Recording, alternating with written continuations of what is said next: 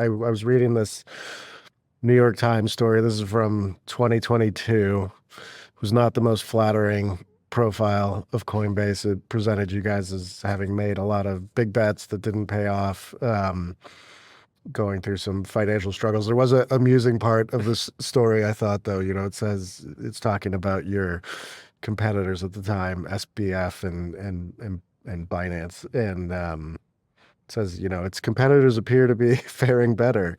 Sam Bankman-Fried, chief executive of FTX, said in an email that his financial results had been, quote, ballpark similar to last year.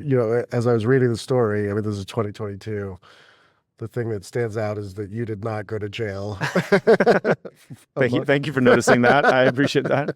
Yeah. Among these other guys. I've heard you talk about this a little bit, but I mean, there must be so bizarre to operate in just such a chaotic business for this many years. I think I signed up for Coinbase super early. Yeah, I don't know. You seem very chill. Like you're still together. I would have thought you'd be, it seems like a good way to lose your head.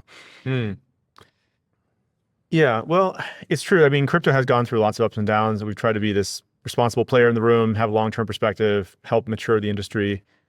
I actually think one of the important things as an entrepreneur is, I mean, as a journalist, I think of you in a very different category than most journalists, but I actually think it's important not to read a lot of press about your company, because you really want to only read things from people who have your best interest at heart. Like if my board member calls me like, Brian, you're really screwing this up, like I need you to give you some feedback. I'm like, okay, I take that very seriously. Or if our customers are complaining or something, or if I call somebody like to ask for them for advice. But I actually never read that New York Times piece that you're quoting.